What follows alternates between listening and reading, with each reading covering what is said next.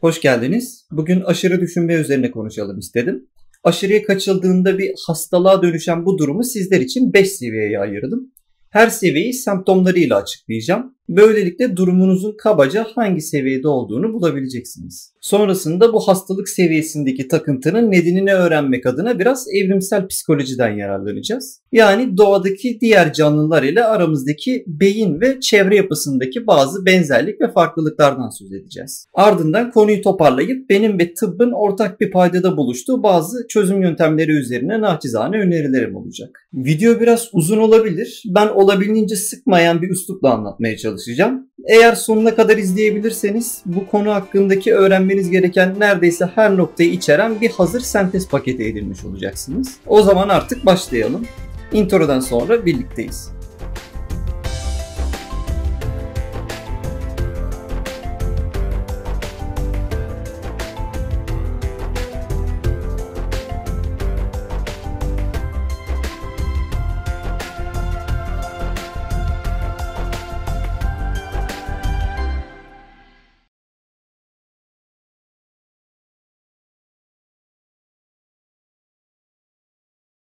Mutlu günler. İlk olarak isterseniz yabancı literatür taraması yapmak isteyenler için anahtar kelimeleri verelim. Aşırı düşünme durumuna sağlık otoritelerince ve bazı ülkelerin halk ağzında çoğunlukla mind wandering, excessive thinking veya overthinking denir. Dediğim gibi bu yabancı kelimeleri PubMed veya çeşitli sağlık sitelerinde daha detaylı araştırma yapmak isteyen meraklıları için veriyorum. Yeri geldiğinde bu şekilde uluslararası İngilizce veya Latince kullanımlarını paylaşırım. Amacım plaza dili kullanmak veya bilgiliymiş gibi görünerek kitleleri etkilemek değil. Şimdi hızlıca sizler için hazırladığım seviyelere geçelim. Tıp camiası bu tarz vakalardan bahsederken genellikle benim gibi kademe kademe sınıflandırmak yerine düz bir çizgi halinde semptomları sıralarlar. Sınıflandırmalar çoğu zaman acı eşiği, amansız hastalık evreleri ve yanık seviyeleri gibi durumlarda yapılır. Psikolojik sıkıntılarda bu şekilde benim yaptığım gibi seviye seviye ayrıldığına pek rastlamadım. Yine de kesinlikle yapılmadığını da iddia edemem. Toplamda 6 seviye var fakat ilk seviye hastalık derecesinde olmadığı ve bir tehlike arz etmediği için videonun başında 5 seviye olduğundan bahsettim. Seviye 0, sağlık için optimum. Bu seviye zihin gezintilerinin abartılı olmayan bir ölçüde seyrettiğini gösterir. Genellikle şimdiki zamanda kalabilen bireyler için geçerlidir. Bir hastalıktan söz edemediğimiz için seviye 0 demek doğru olur. Seviye 1 klasik aşırı düşünme. Seviye 1 bir anormallik başlangıcıdır. Dikkat çoğunlukla dağınıktır. Dışarıdan bakanlar sizi sadece dalgın olarak göreceklerdir. Bunun dışında dışarıya yönelik bir semptom gözlenmez. Seviye 2 düşüncelerin mimiklere yansıması. Burası artık çılgın bediş olmaya başladığımız nokta. Bu etapta düşüncelerin ardında hayallerin yarattığı duygular gerçek hayata aktarılmaya başlar. Seviye 1'deki ifadesiz boş bakışların yerine jest ve mimikler alır. Bedişin hayali mutluysa yüzü güler, karamsarsa suratı asılır.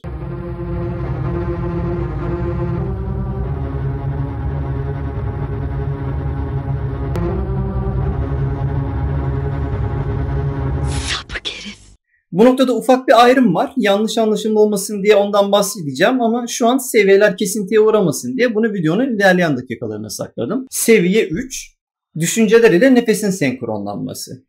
Başlıktan da anlaşılacağı üzere bir konuda düşünme gerçekleşirken kişinin nefes alışverişi de düşünülen olguya göre değişiklik gösterir. Birey aklından konuşurken sarf ettiği cümlenin uzunluğuna göre nefesini tutabilir, cümlesi bitene kadar nefesini verebilir veya alabilir. Buna bir örnek vermemiz gerekirse zihnimizde Ali Atabak diyorsak ve bu cümle bizim bir saniyemizi alıyorsa bu cümle boyunca gerçek hayatta da nefes verme, alma veya tutma alışkanlığı görülür.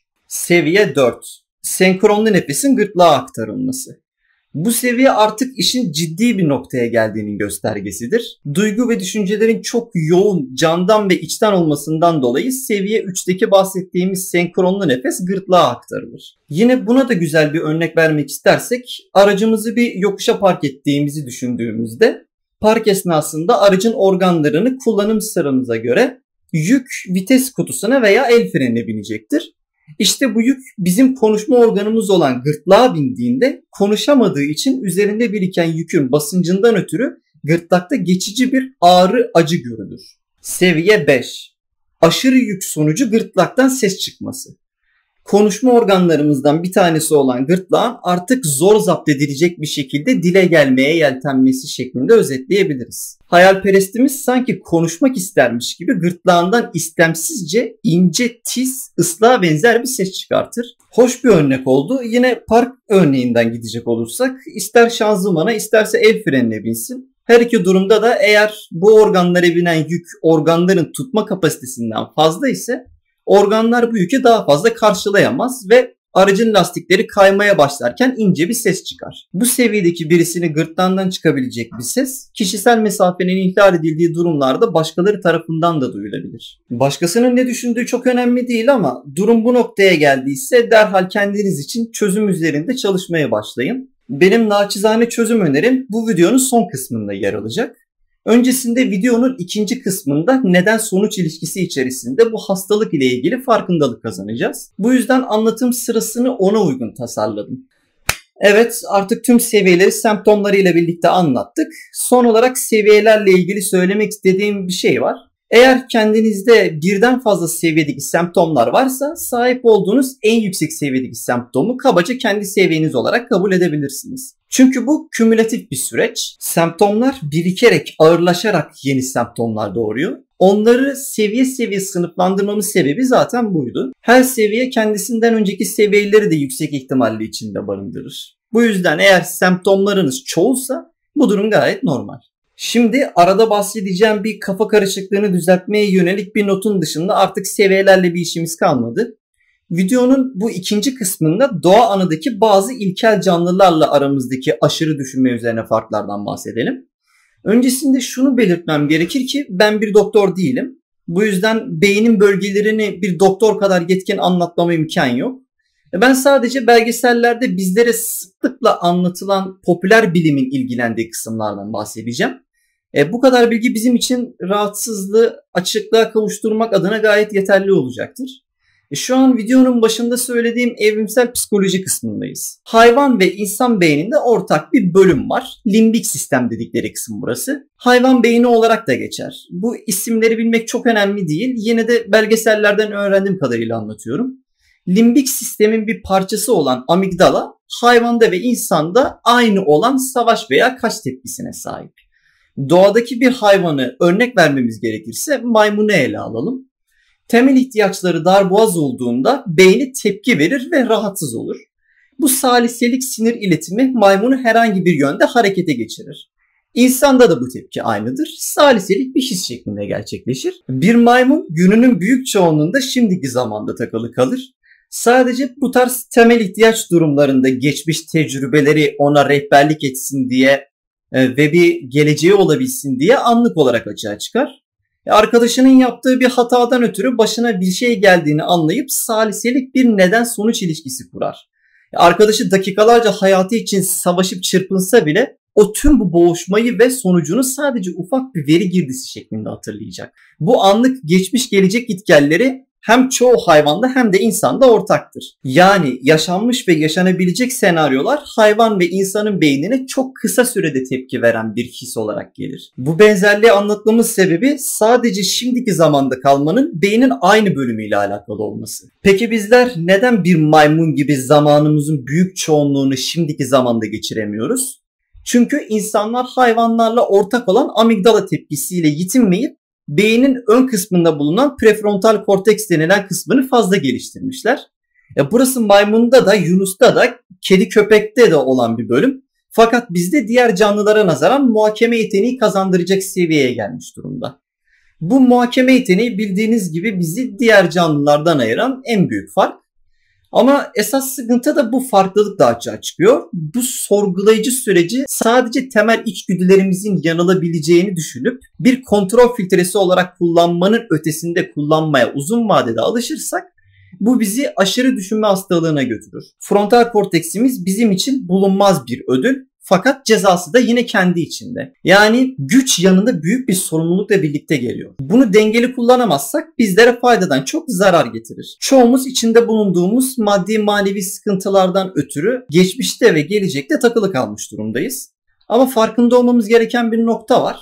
Eğer zamanında spesifik olarak bir konuyla alakalı defalarca düşünüp bir sonuca varamadıysak tekrar tekrar aynı konuda düşünmemiz tamamen vakit ve enerji kaybıdır. Çünkü o konu hakkında çözüm üretecek bir sentez yapmak için sisteme dahil edebileceğimiz yeni bir puzzle parçası yoksa o konu hiçbir zaman zihnimizde bir çözüme kavuşamayacak demektir. Yeni bir puzzle parçası yani konuda yeni bir gelişme geldiğinde ise zaten durum aşırı düşünmeye dönüşmeden çok kısa sürede taşlar yerine oturmuş olacağından konu çözüme ulaşmış olur. Eğer düşüncelerimiz bir konu hakkında çözüm üretmekten ziyade kendimize hayali konuşma arkadaşı bulmak veya çevremizdeki somut kişilerle kurulan hayali diyaloglardan oluşuyorsa muhtemelen ya kendimizi bu bireylere kanıtlama ihtiyacı içindeyizdir ki genelde bu durumlarda zihnimizde onlar susar, bizler onlara uzun uzun bir şeyler anlatırız. Ya da hayatımızda yalnızlığımızdan kaynaklı eksik figürleri ve mutluluğu bu yolla doldurmanın peşindeyizdir. Belli dönemlerde özel ilgiye ihtiyaç duyarız. Bu ilgiyi somut kişilerden bulamazsak alternatif olarak zihnimizde canlandırdığımız hayallerle almaya çalışırız. Olay tamamen o an için beynimizde eksik olan mutluluk hormonu kadar dozu bir nevi uyuşturucu misali kotayı doldurmak amacıyla almaktan ibarettir. Almamız gereken mutluluk kotası dolduğunda ise artık hayaller yerlerini şimdiki zamana bırakır. Nispeten daha yalnız ve mutsuz bireylerin alması gereken doz büyük olduğu için kotayı doldurması uzun sürer ve diğer bireylere nazaran şimdiki zamandan daha uzun süre kopuk yaşarlar. Bu durum günü kurtarmak için iyi hissettirse de bir uyuşturucudan farkı olmadığını anlayıp daha somut olgulardan mutlu olmaya bakmak gerekir.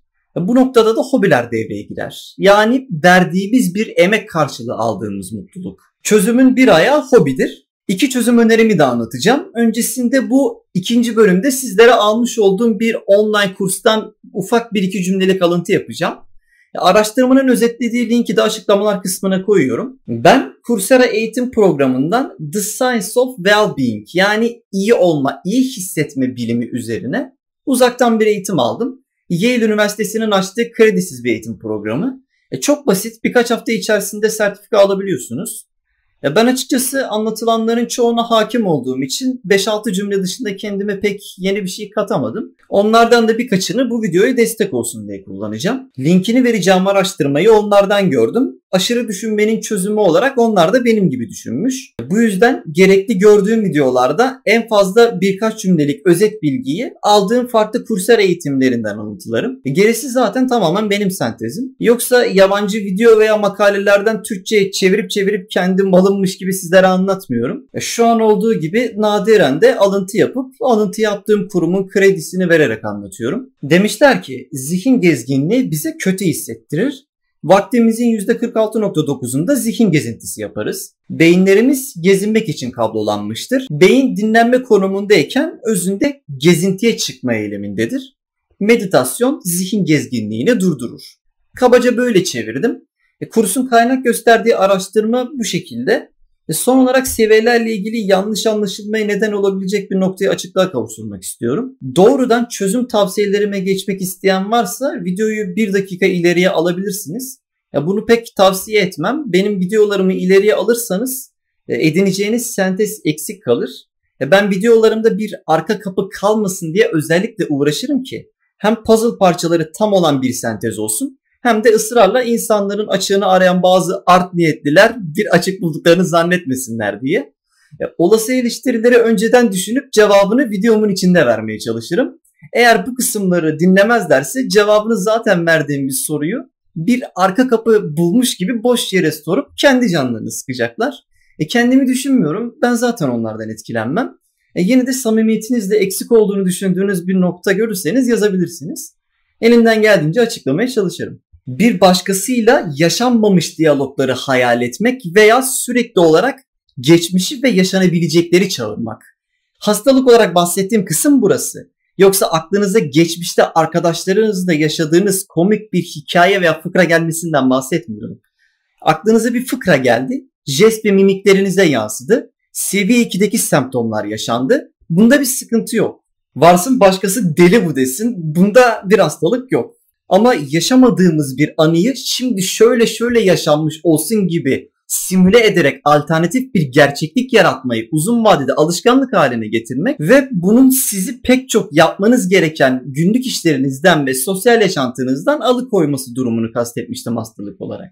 Bunu çok sık tekrarlamazsanız zaten araştırmanın da söylediği gibi beynin kabloları böyle bağlanmış. Boş kalınca doğadaki hayvanlar gibi şimdiki zamanda kalmak yerine gezinir durur.